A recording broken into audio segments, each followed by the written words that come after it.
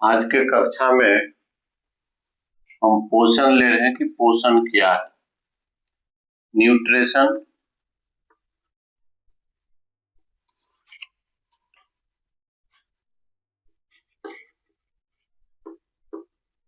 किसी भी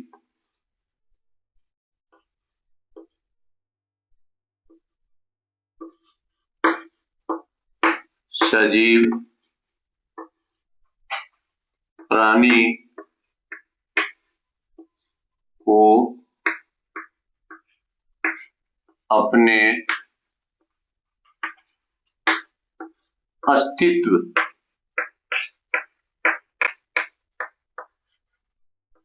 अपने अस्तित्व को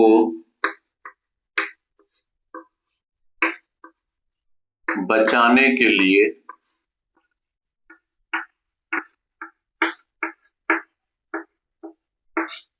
या टूटे फूटे टिश्यू सेल की मरम्मत के लिए ऊर्जा की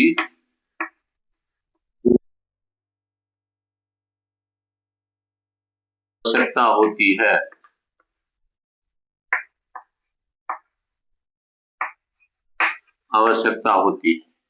किसी भी सजीव प्राणी को अपने अस्तित्व को बचाने के लिए या उस सजीव में कोई भाग जो जैसे टूटे फूटे टिश्यू या सेल डैमेज हो गया की मरम्मत के लिए ऊर्जा की आवश्यकता होती है। इसमें और कुछ जोड़ दीजिए कि प्रजनन के लिए भी ऊर्जा की आवश्यकता होती है। वृद्धि के लिए यहाँ जोड़ दीजिए वृद्धि। जब भी सजीव है तो उसमें प्रजनन होगा, वृद्धि होगा। टिश्यू कहीं डैमेज हो गया, सेल कहीं मर गया तो उसका मरम्मत के लिए सजीव में या किसी भी जीव में ऊर्जा की आवश्यकता होती है। अब यहाँ है ध्यान देने की बात है कि यह ऊर्जा कहाँ से आएगा, जीव में कहाँ से आता है। स्पष्ट है कि यह भोजन से आता है, भोजन से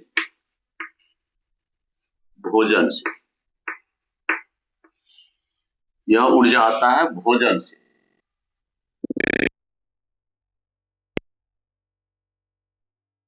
अब यहाँ यह ऊर्जा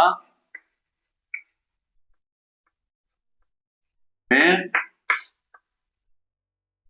संतुलित आहार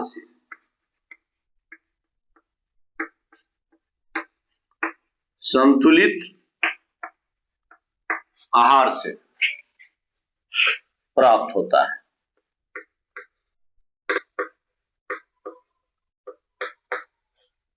इसी को हम पोषण कहते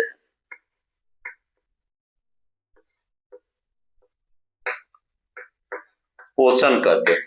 यहाँ ठीक है, किसी भी सजीव प्राणी को अपने अस्तित्व को बचाने के लिए या अपने वृद्धि करने के लिए अपने जीव में या टूटे फूटे टिश्यू सेल की मरम्मत के लिए ऊर्जा की जरूरत पड़ता है। स्पष्ट है, आप लोग भी समझ रहे हैं, कहीं इसमें दिक्कत नहीं है। इस भाषा में किसी भी प्राणी को, सजीव प्राणी को अपने को बचाने के लिए, जिंदा रखने के लिए, अस्तित्व में रखने के लिए या टूटे फूटे सेल या उसको मरम्मत के लिए या प्रजनन के लिए, एक जीव से दूसरा जीव जो बनता है प्रजनन कहते हैं, या वृद्धि होता है। कोई 1 साल का बच्चा है, बढ़ते रहता है, वृद्धि हो गया, या चलता है या बोलता है। अभी हम बोल रहे हैं तो हमारे में ऊर्जा है। तो यह ऊर्जा हमें कहाँ से मिलती है? तो भोजन के मतलब संतुलित आहार से, जिसे हम पोषण न्यूट्रिशन कहते हैं। स्पष्ट है, आप लिख सकते हैं परीक्षा में कि पोषण का परिभाषा अगर पूछेगा तो किसी सजीव प्राणी को अपने अस्तित्व को बचाने के लिए या टूटे फूटे सेल को या प्रजनन या वृद्धि करने के लिए भोजन की आवश्यकता होती है, ऊर्जा की आवश्यकता होती है। यह ऊर्जा हमें भोजन से मिलता है। स्पष्ट है यह बात। अब हम लोग आगे बढ़ते हैं कि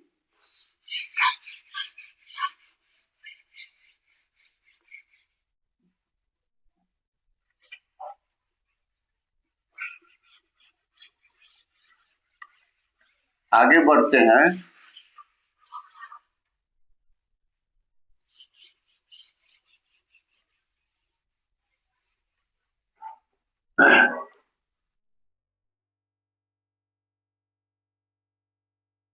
स्वपोषण। स्वपोषण, दो में परपोषण।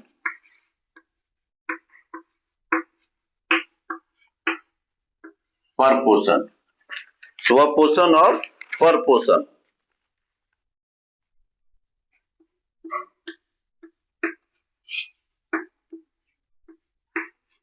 Autotrophic,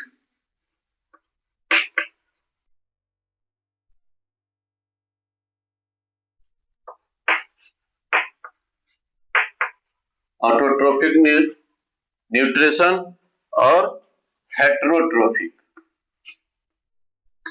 heterotrophic nutrition.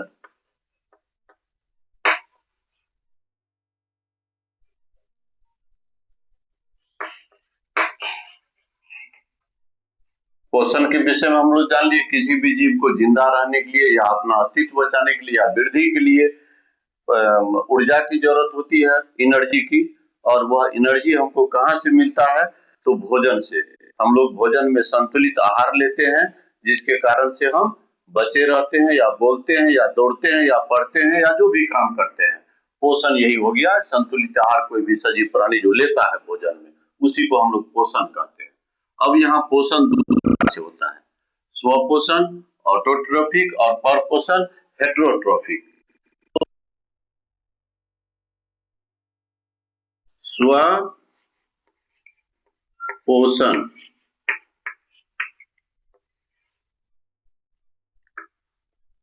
इस विधि में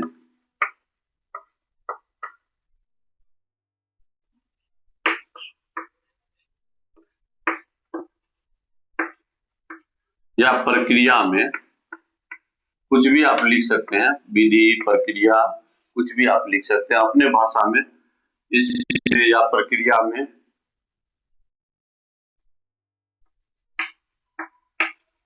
जो जीव अपना भोजन, जो को यहाँ हटा दीजिए, प्रक्रिया में ऐसे रहने दीजिए, में जीव अपना भोजन स्वयं बनाता है, स्वयं बनाता है।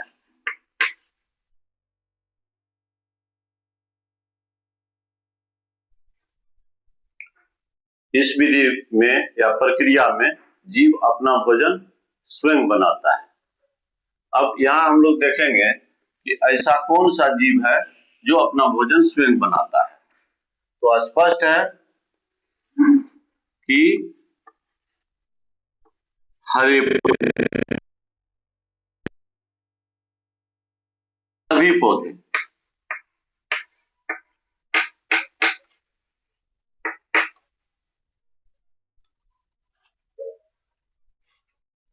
यह स्वपोषण के श्रेणी में आता है, अपना भोजन यह स्वयं बनाता है, हरे पौधे। अब यहाँ ध्यान देंगे कि हरे पौधे अपना भोजन कैसे बनाता है, तो इसको हटा देते हैं।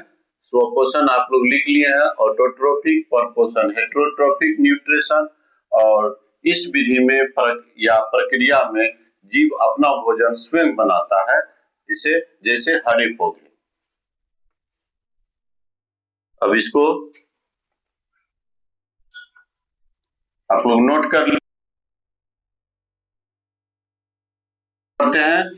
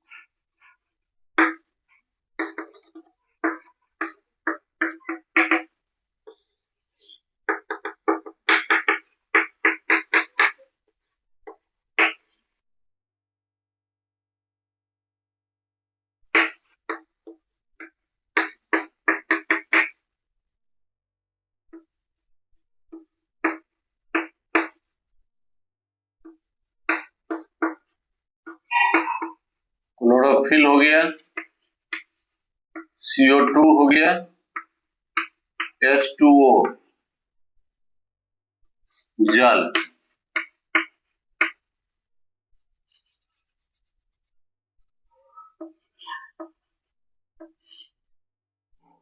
O2 हो गया, और यहाँ ग्लूकोज।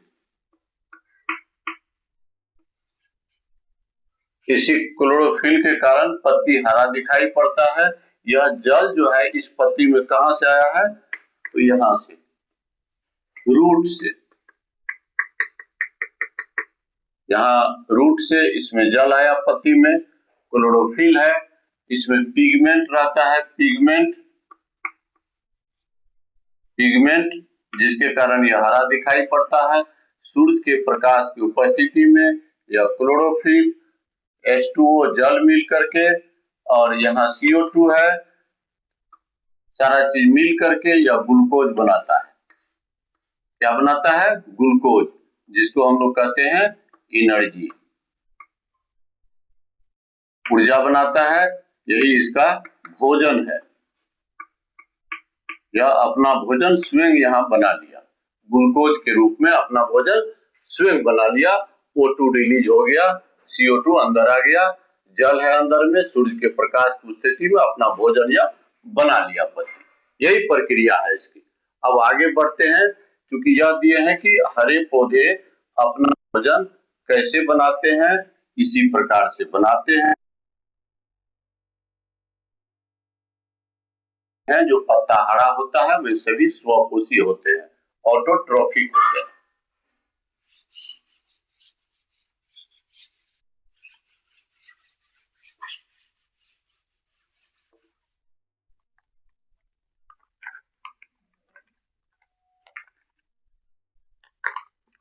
अब यहाँ है परपोषण।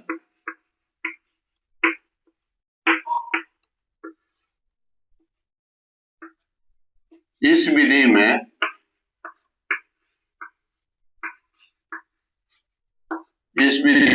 जीव अपना भोजन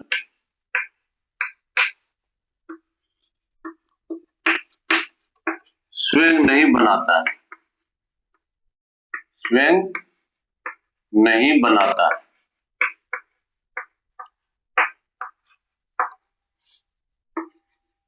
दूसरे के भोजन पर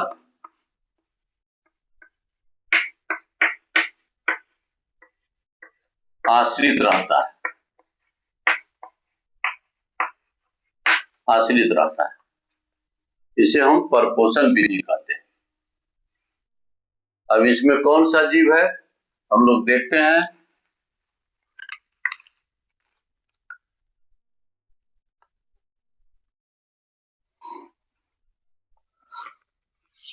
एक चीज और यहां देख लेते हैं कि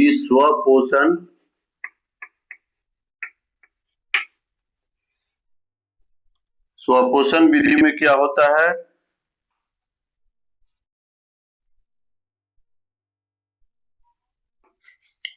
सरल अकार्बनिक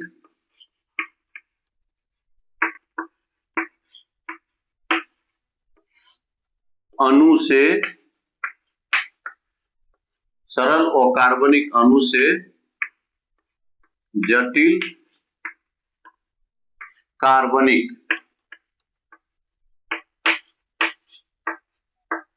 अणु बनाता है। जटिल अकार्बनिक अणु, कार्बनिक अणु यह हो गया। यह जो सरल अकार्बनिक अणु से जटिल कार्बनिक, इनऑर्गेनिक और ऑर्गेनिक, यहाँ कार्बनिक अणु बनाता है, यही इसका भोजन हो गया स्वपोषण विधि में। स्वपोषण विधि में सरल अकार्बनिक अणु से जटिल कार्बनिक अणु बनाता है।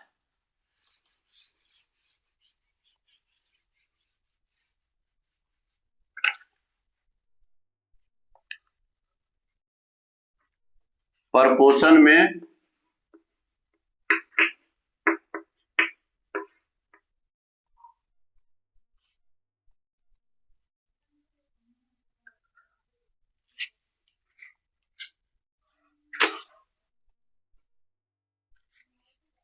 जटिल कार्बनिक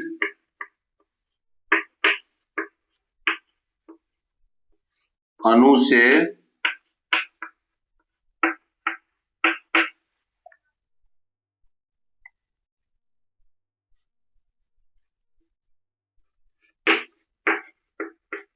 जैविक क्रिया द्वारा, परपोषण की बात हम यहाँ कर रहे हैं कि जटिल कार्बनिक अणु से जैविक क्रिया द्वारा सरल कार्बनिक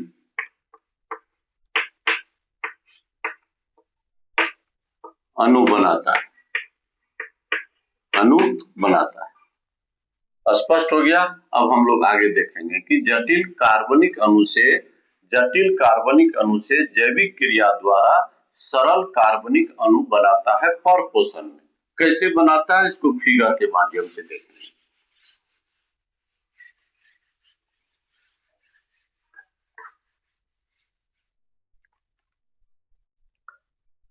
अब यह है परपोषण के प्रकार।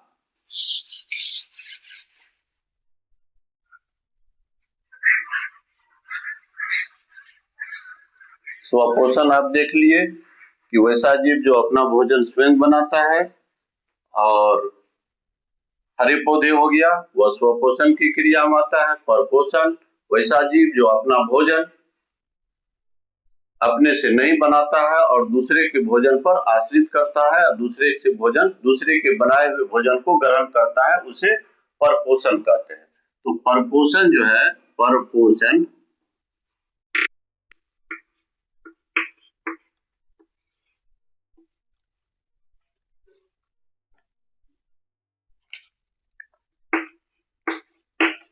तीन प्रकार के होते हैं।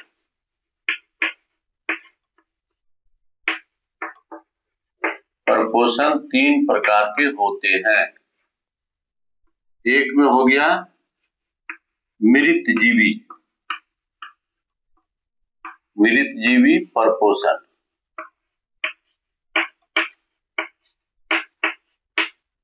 मृतजीवी परपोषण। अब मृतजीवी परपोषण किसे कहते हैं?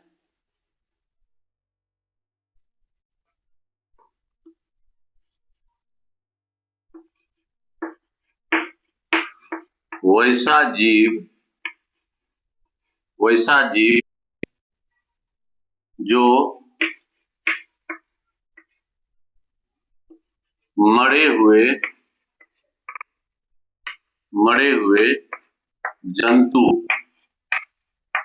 जंतु आप समझ रहे हैं, जीव जंतु हम लोग हैं, घोड़ा है, कुत्ता है, जो भी मर जाता है जंतु, सड़े गले जंतु, मरे हुए जंतु एवं सड़े गले पौधों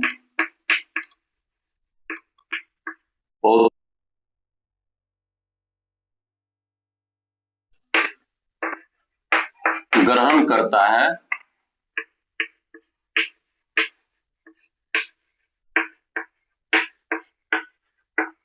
उसे मृतजीवी कहते हैं।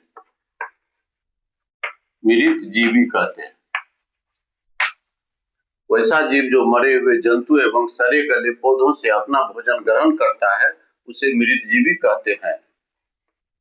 ये परपोषण तीन प्रकार के होते हैं। एक में हो गया मृतजीवी परपोषण, वैसा जीव जो मरे हुए जंतु से या सड़े से अपना भोजन प्राप्त करता है, ग्रहण करता है, उसे मृतजीवी कहते हैं।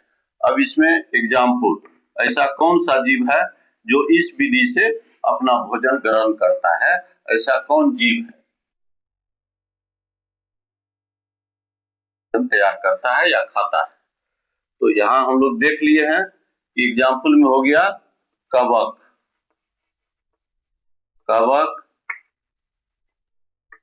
बैक्टीरिया,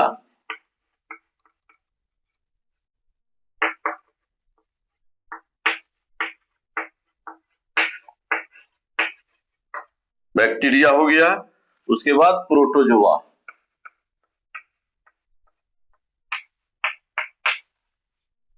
सभी एक कोशिकीय जीव है, एक कोशिकीय। आगे की क्लास में हम पढ़ेंगे एक कोशिकीय जीव है, मात्र एक कोशा, यूनिसेलुलर इसको कहते हैं इंग्लिश में, यूनिसेलुलर, यूनिसेलुलर एक कोशिकीय जीव।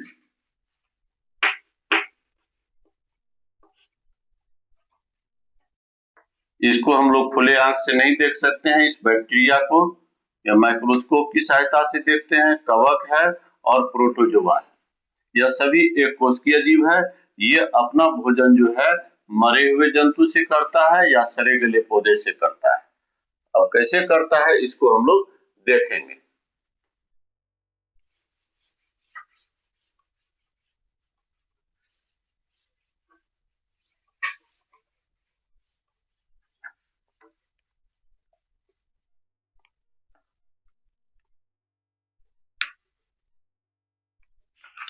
बहुत ही इंपॉर्टेंट यह है, यह क्या करता है।